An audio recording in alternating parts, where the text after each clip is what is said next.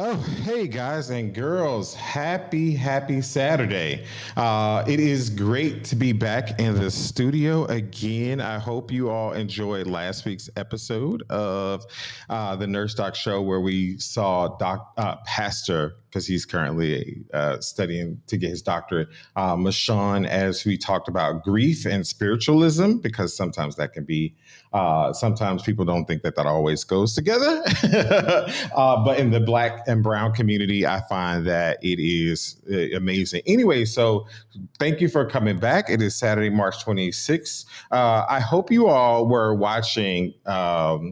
The Honorable Ketanji Brown Jackson this past week because she performed spectacularly. And while, so many people had a lot of things to say, I think that not just what she experienced as now going to be, hopefully, the first African American woman to be a justice, but to now also kind of like what that means for her and her family as a Black woman. So there was many attacks levied against her by the GOP, by just other people who had comments to say.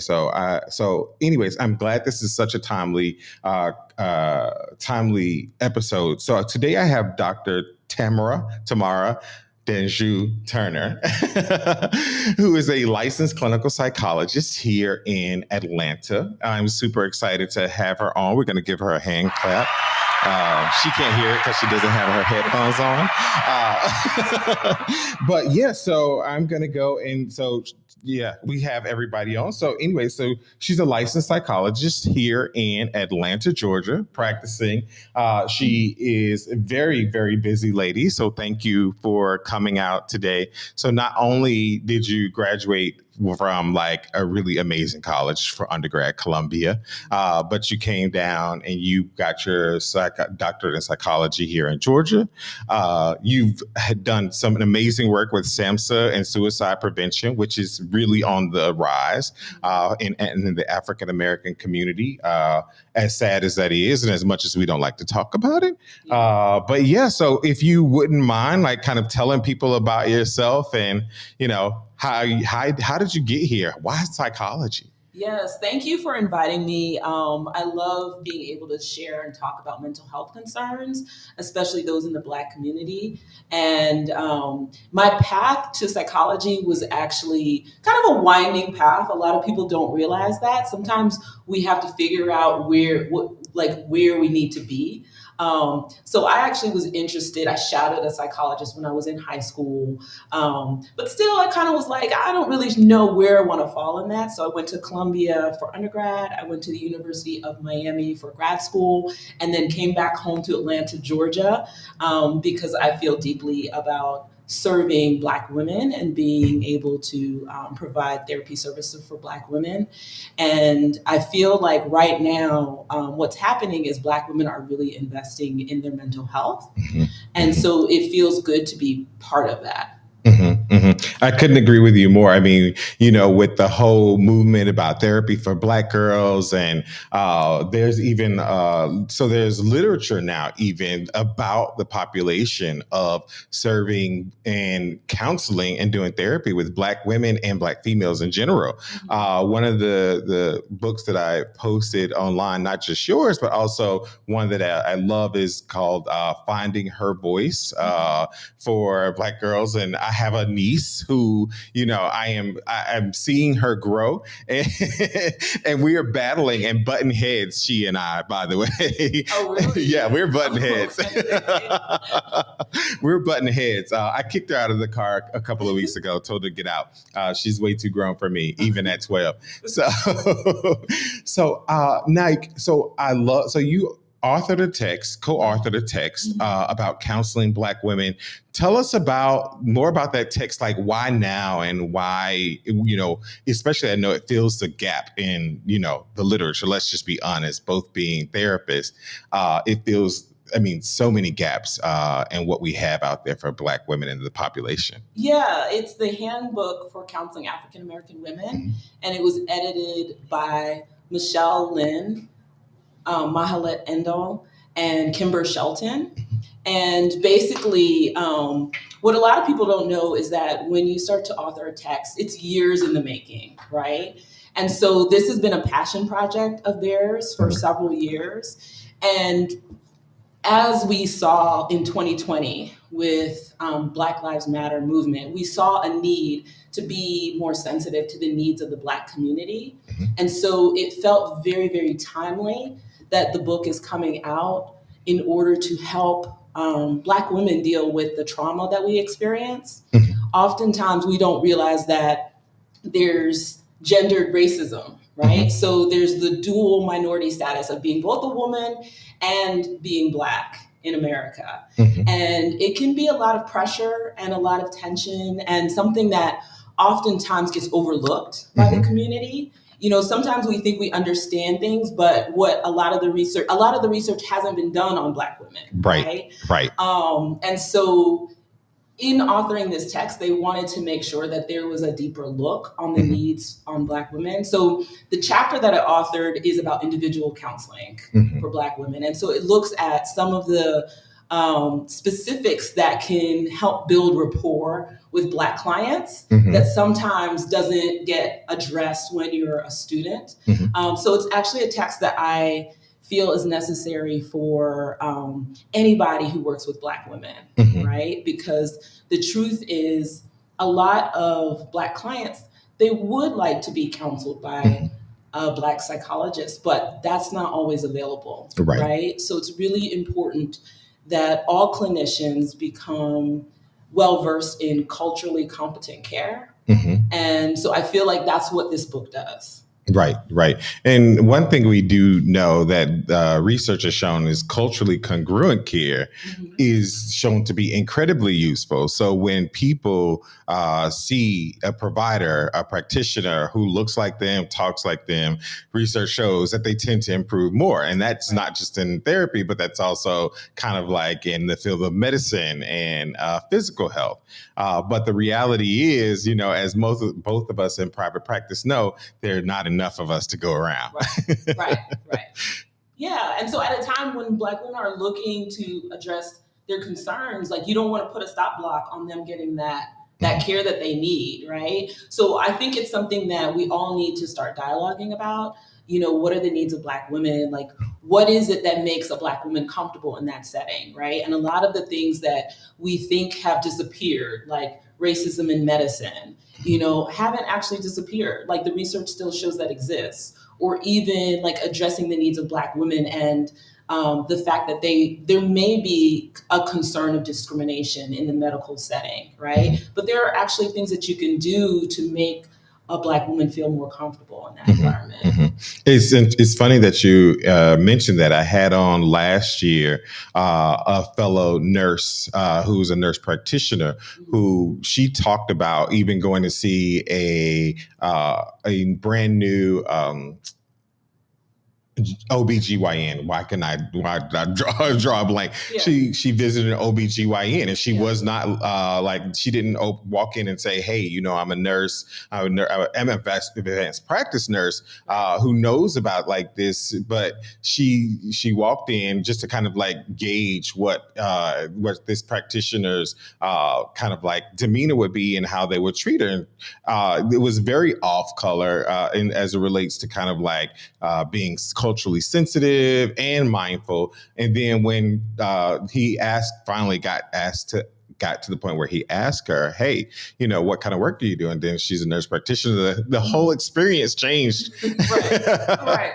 You know, but that shouldn't be the experience. You know, that shouldn't be the experience. But I'd love to hear from you as, you know, you've done this work and work specifically with Black women and done this research, kind of what stands out as some of the things that, you know, that was a gap in our education as therapists. Yeah, absolutely. So one of the things, like to the point that you're making right now, one of the things that they've shown is that when there's a match in the backgrounds of the client and the practitioner, the warm-up conversation tends to be longer, right? So you might talk about things like, the news that's happening of the week, right? Or you might talk about the African American History Museum opening, things that aren't really related to the medical, why you're there, but they're things that make you a little bit more comfortable with that person, right? Right. So that's one of the things that I would say. The other thing that I would say is the way that students are taught in school is there's a lot of like listening skills that are taught, right? But in the Black community, there's actually more appreciation for like direct communication.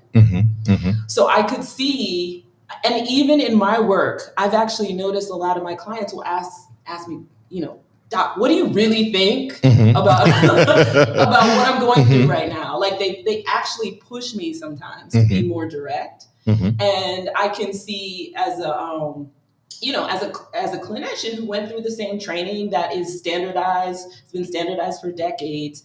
As a clinician, had a bit of a resistance to being that direct until I noticed the pattern of a lot of Black women really wanting me to just be honest and tell them, what I was seeing, right?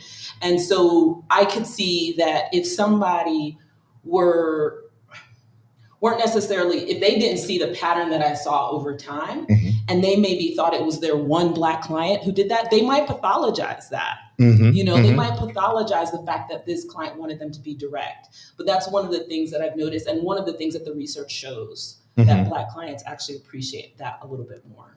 That's interesting that you bring that up because I agree. I wholeheartedly, and I think most of my practice actually is African American and Black identified men. So I see about maybe 30 something patients a week, and I'm happy to say that 65-70% of them are African American men. So and a lot of times is what works is they like the very direct. I was resistant to at first because I was like, well, if I give you the answer, then you're not going to come back. Right. The therapy's over. And that's what we're taught like to not do. Allow the patient to find their own voice. So I like that you definitely brought that up. Now, as it relates to our Caucasian counterparts, how considering that they make up the bulk of mental health clinicians, how do you find that we also make them pretty much aware of kind of like there is a difference and it's okay to, kind of go out and investigate that, and that there now are books like yours in your chapter that talks about kind of how to care for and what's needed, for the Black and Brown community. Yeah. So I really think it's, anybody who is in our field has this, it's a requirement for continuing education, right? But sometimes it's treated like you're checking a box, right? And there's a component of being culturally competent, which is part of that requirement. But reading this book could be one of those things that you do that's a bit more proactive in a self-guided continuing education, to read this book and talk about it. One of the things that I do know a lot of practitioners do is like a peer supervision. I don't know if you have a peer supervision, but a lot of right. And talking about the race and ethnicity and discrimination, how that may play into the client's symptoms is an important component. Sometimes when we think about racism, we think like it's about me. I'm not racist, so therefore it's okay, right? But the thing that has to be brought to light is that the client may be wondering if racism is at play. And that's just as powerful as racism being at play. Does that make sense? So if a clinician doesn't actually vocalize or bring up the topics of discrimination and racism and actually make sure that the client, that's not in the client's concerned, that's not something the client is concerned Right. about, or Right. they don't actually make an effort to dispel, like, no, you know what I mean, like, this is our relationship, and talk about some of those issues, then the client could be sitting there wondering if that's at play the whole time they're in counseling. Right, right. So one of the things I used to do so in my career, I've been the do supervision and field instruction for MSW and PhD level students. Yeah. And one of the things that we do in their process recording is I'm like, hey, let's examine the power dynamic in the room. I worked for several years in chemical dependency, inpatient chemical dependency and detox. And just kind of like, hey, what do you think this client is processing? As you sit across NYU student, at a school that costs $35,000 a year, Right. and they're talking about things like, not even being able to make ends meet, and all of these other psychosocial issues in their life. Right. And it would be really interesting. Some were really in tune and own. You can't know that there's things there, and some were like, yeah, I don't think that that exists.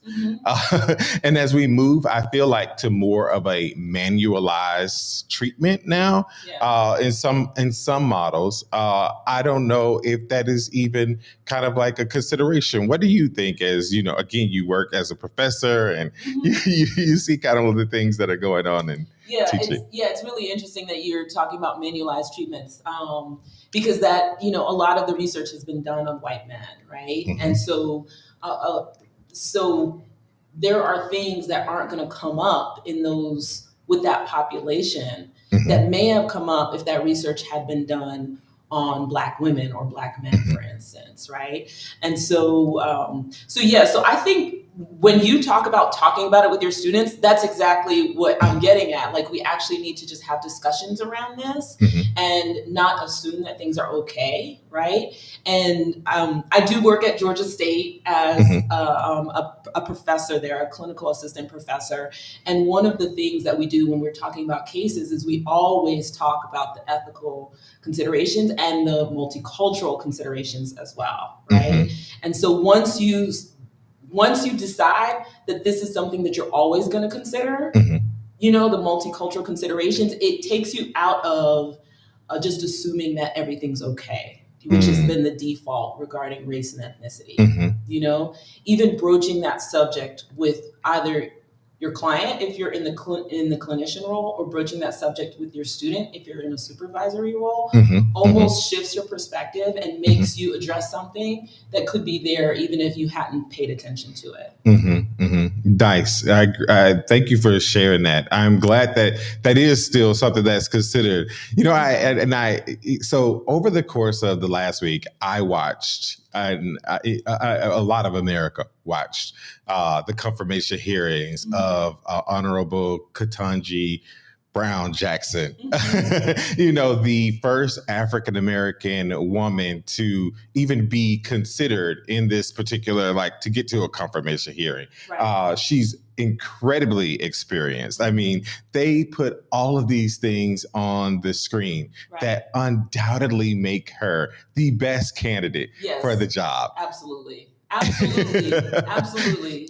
And the reality is, I feel like we have known, I remember even being an undergrad and us having the conversation, the education to prison pipeline. So Black women have, for a very long time, been outpacing the number of Black men graduating from college and the things of that nature. So this is nothing new.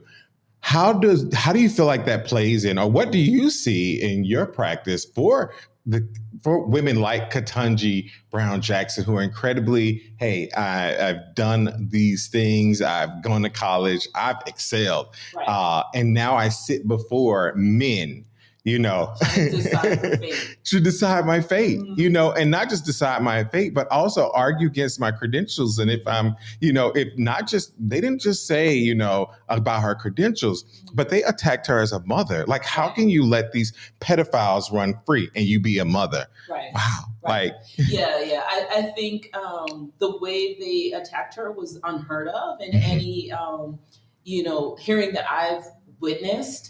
And it seemed unfair. It seemed, a lot of it seemed like they were just looking for something to tear her down about, Right. And I mean, I think that what has happened in America, because of the criminal justice system, and because that has taken a lot of Black men out of the home, I think that Black women have stepped up in a way, in the way that we're seeing right now, where Mhm. Black women have the highest level of education Mhm. across the nation. Mhm. And so part of that is because they need to provide for their family, right? Right. And part of also what we're seeing is, we're seeing this superwoman syndrome happening, right? Mhm. Mhm. Where we can look at Ketanji Brown and be very, Uh-huh. very proud of her, Uh-huh. right? And but also know at the same time that her ability to not show emotion Mhm. in that courtroom in a way that is going to be perceived negatively Mhm. is a high feat. It's a high bar. Yet she's doing it, but Mhm. it's a high Mhm. bar that we as Black women shouldn't have to do, Right. right? She has set a precedent and a tone, and I know that Black men and women are so proud to see her in that seat. Mhm. And I don't know if you noticed her daughter looking at her. I The did. pictures of her daughter, right? Mhm. It's such a beautiful thing to see, like her setting such a wonderful example Mhm. for her daughter and daughters everywhere. Mhm. But at the same time, it's a bar that we shouldn't have to achieve in order Right. to get to those positions. Right. In the same vein of what you talked about, the New York Times interviewed a number of Black women who are either lawyers or studying to be law students and so forth and so on, and like just to gauge their reaction. And while they were like, "Wow, I'm super incredibly happy to Yes. see someone who looks like me sitting there," they also talked about the trauma. Because they, like, one young lady who actually was who is a student at Harvard, said it triggered her because she struggles with some of the same issues of being, a review person on the Harvard as a student. And it's like, it's so kind of like, wow, like there's this double-edged sword, and that we're still here in 2022. That's disappointing. As you work in counseling like Black women and young women, both from, I don't know if it's from the age of 14 all the way up until 99, what is what are, I guess, some of the common traumas that are experienced? Well, so kind of like going off of this idea that we're talking about right now, basically what that means is there's a silencing that happens, right? Mhm. So instead of being able to have a full set of emotions and be human, right? And make mistakes and have emotions and show emotions and be vulnerable and all of that, you basically, women start to kind of like push down their emotions and they silence what they've been through.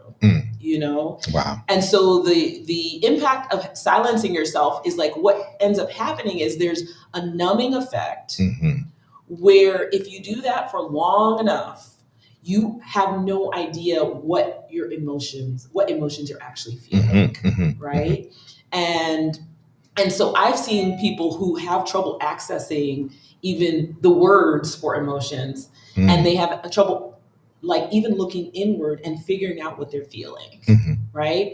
And the problem with that is that emotions are like guides for us, right? When something doesn't feel good, you know to stay away. When something feels good, maybe I should go and do that, do more of that, right? But when you don't have that guide for yourself, you could just be doing something because you're supposed to be doing it, or somebody else has told you to be doing it, which is not really sustainable, And so in addition to even that numbing happening on a individual level, what I've also seen is a normalization of that numbing, right? Where you may look at your family, your friends, your aunts, your grandmothers, your mothers, and even judge them or judge the person who's not completely numb. Not only hold yourself to that standard, but think it's abnormal when somebody does express emotion. But as women, we need those emotions. They're actually quite helpful. for living your life in a healthy way. Mhm. One of the interesting things, Dr. Turner, that you spoke about was the superwoman syndrome, and I just think about kind of like the number of black female and black women that I've served, and I find that just like you said, the superwoman syndrome, or even sometimes profoundly the imposter syndrome stands out for in the conversations. Right. It's kind of like it's mind boggling to kind of know that that when you walk into a boardroom as a African American woman, as a black woman, that there are all these considerations swirling about in your head. you know yeah, trying to be, I almost feel like those two are related in a way, right? Like if you expect yourself to be a superwoman and you know you have a lot of these emotions that you're hiding underneath, you're going to feel like an imposter, right? Okay. Because you're assuming everybody else is naturally a superwoman, and you know that you're hiding all these feelings underneath. But I think it's really important for us to normalize like being human, us to normalize weaknesses, right? Like Ketanji Brown Jackson shouldn't have to be perfect in order to get where she is. Like perfection is not a realistic or healthy goal to have, And so I think that's why a lot of times people feel that, and we even project that onto, our white counterparts, because we don't know their weaknesses, right? Or their weaknesses are so normalized that that's okay for them, but it's not okay for us. Right. Wow. So in terms of kind of like as a SAMHSA, you've received a SAMHSA award. I was lucky enough to get money from SAMHSA for the Minority Fellowship Project that kind of helped with my studies. What do you see as the kind of like steps in terms of recruiting more African American and people of color as mental health clinicians to be able to serve the number of people that we have? No, that's a good question, and it's very layered too, right? So, and it's interesting because it does kind of go to even what we were talking about with Black women kind of being the cornerstone and head of household in a lot of their communities because of like the criminal justice system. So the reason why that comes up for me is because like once you're through undergrad, there can be a lot of pressure to get that high paying job and provide for your family, right? And what we've seen is that people who graduate from college often can be the most successful individual in their family. And there can be this pressure to provide for people who might be struggling in their family. And because we're a collectivist community, there's like a natural desire to do so, right? So when you think about that, and then you think about the sacrifice that is related to going to grad school, right? There's a huge opportunity cost, right? You're not making any money and you're going into debt. Yes. Yes. So when you think about that, like the fact that you got a scholarship, you're part of a fellowship program for SAMHSA, what that does is it takes out some of the debt and some of the financial costs of those years of going to grad school. And it allows for more people of color to actually become clinicians. As an educator, do you see an uptick in the number of African American and Black students interested in psychology, or you feel like over the years it's just kind of remained static level? That's a good question. I'm not sure. I'm not sure about the change over time. It's hard for me to gauge that from the standpoint of, because I've been at different institutions at different times. But I will say that I think the change that I'm seeing is this focus on multicultural competence and understanding that that what people of color need is different than what a white client may need, and that's okay. And so I think in the training, there's been a lot more focus on making sure that we talk about these issues. Okay.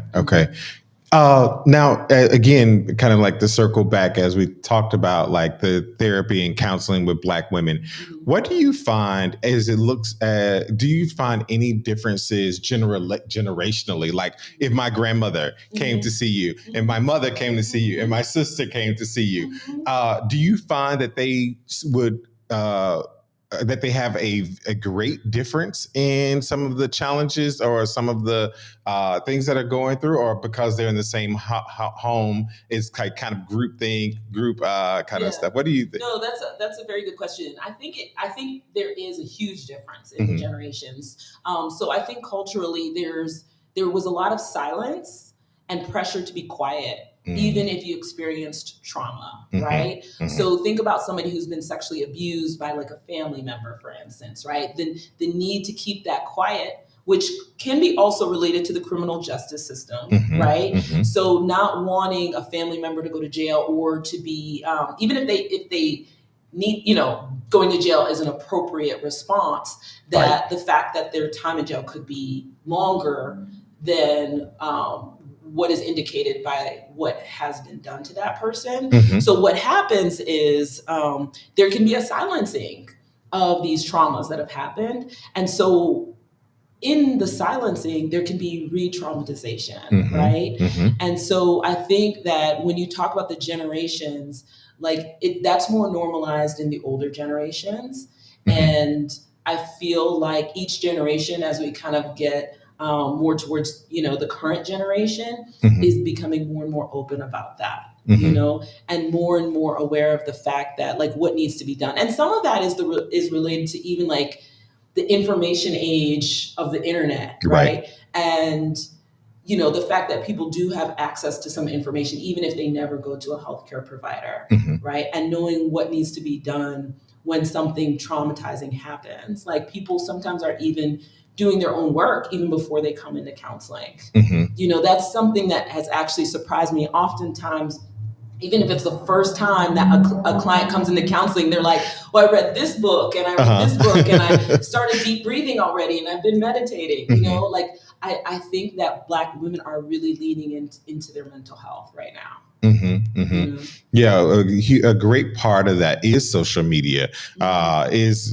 being very useful. And then also at the same time is being kind of detrimental in a lot of ways. Yeah. As I feel like as Black women and as people of color in general, kind of like the look towards other things. I was having a conversation with a Black Indigenous person of color who's a friend, who talked about kind of like they feel like they used to find themselves looking in the mirror and feeling very proud of who they are, and as visibility, they find that the beauty standard has kind of shifted to a more kind of like wayfishly thin. And do you feel like that's the case, or do you feel like it's that social media has created even more body positivity and proudness for people of color? Yeah, it's interesting that you asked that question because I think it's more like it can be like to me it feels like a pendulum swing. Mm-hmm. So so anytime you have a pendulum, like you might switch off of the wayfishly thin. When I think of that, I think of the 90s, right? The Mm-hmm. models of the 90s.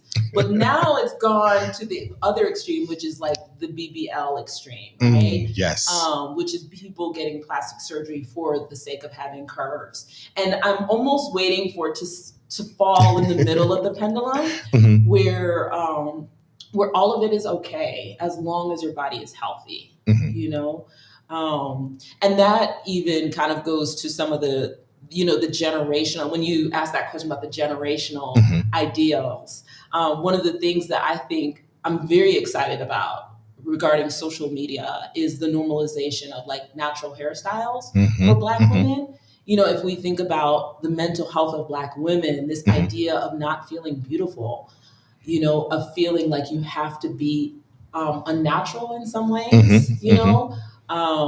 has been really unhealthy, Mm-hmm. and so, when you see that image of over and over and over again of women wearing their natural hair, wearing afros, wearing braids, all of the natural styles, I Mm-hmm. think it's really powerful for Black women to embrace their beauty. Most definitely. I actually, Mhm. it's so funny that you mentioned that. An aunt who I kind of followed in her footsteps. She was a nurse, and I always looked up to Mhm. her when she would come home to Alabama and like talk with us because she always one had money, and two because she always went on these amazing trips. And then Did she give you money too? yes, she did. Oh, okay. Honey, she always came with money. I was like, I want to be like that aunt, you know? And so that's Right. why I became a nurse.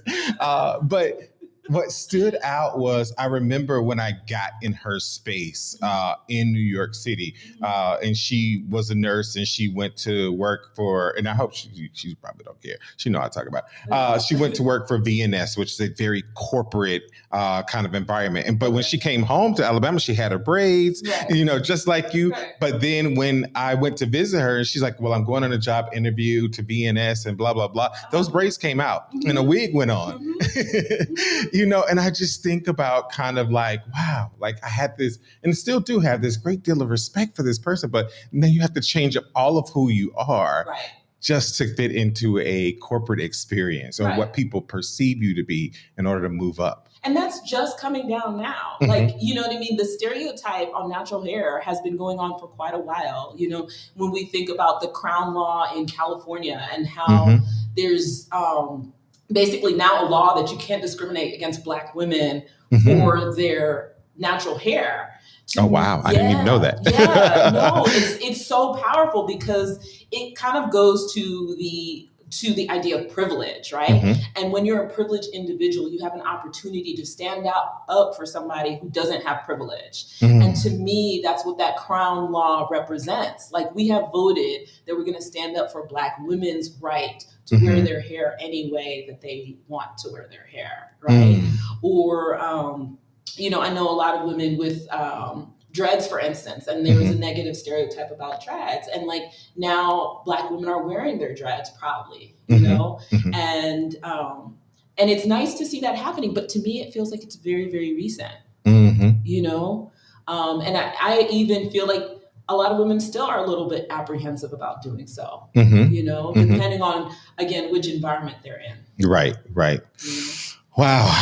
I mean, I could talk about this topic forever. Mm-hmm. We are at 10:45. That's my like psychotherapeutic hour.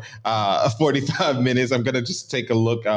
We so many people. Thank you for yes, thank you. Good on Facebook, LinkedIn, good on YouTube.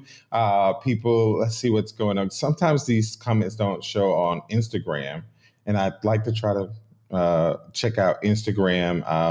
And stuff like that is so much to do when you do this thing. A friend sent it to me. Let's see, what does it? Okay, yep, I see that. See it there. Let me go to LinkedIn. Sorry about this. The comments don't always come through like they're supposed to, and then my LinkedIn is down. But and I'm not gonna log in. So, but thank you so much for coming in. Uh, what do you think is the next step for African American women, for women of color, whether that be to heal, whether that be to normalize, whether that be to what kind of movement does that look like, both from a mental health standpoint? Yeah, I mean, to me, it feels like it is kind of all coming together a Hmm. bit. It pleases me to hear that the majority of your clients are Black men, Hmm. right? Because Hmm. I almost feel like collectively there's a need for all of us to do healing, you Right. know, and I think that even the healing that can come individually Hmm. can change the way that Black men and Black women relate to each other. Hmm. And so that's what I'd like to see next. Okay. Mhm. Okay. Well, tell people about yourself. There's your camera right Okay. there, and Okay. I also have up your book. So your book is on the screen for people to see. Tell us about your book. How can people get in touch with you, and different stuff of that nature? So I can actually be reached on Instagram at Ask Dr. Turner. Hmm. The handbook on counseling African American women is just a really important work that I encourage a lot of clinicians to get and Hmm. clinicians to use and share with each other. Um, I think I'm a professor at Georgia State University. And so if there's anything, I really enjoyed talking to you today. Mhm. So if there's any way, any outreach that you guys would be interested in having me involved in, then please just reach out to me on Ask Dr. Turner. Okay. All right. Well, thank you so much for your time. We are at 10:45, and yeah, so it's been great. Thank you for Thank you, having thank you, me. thank you. So next week I won't be on live, unfortunately, because I will be in Ohio. Always have something going on, but hopefully I will be back in the studio after then talking about some very important mental health topics and issues that face all of us as we work through, and hopefully we can at the same time uh, celebrate the full confirmation Oh, of yeah, absolutely. Justice Yes. Honorable Ketanji Brown Jackson. So Yes, yes. thank you, thank you, thank you. Yes, thank you. And thank you for the work that you do. Appreciate it.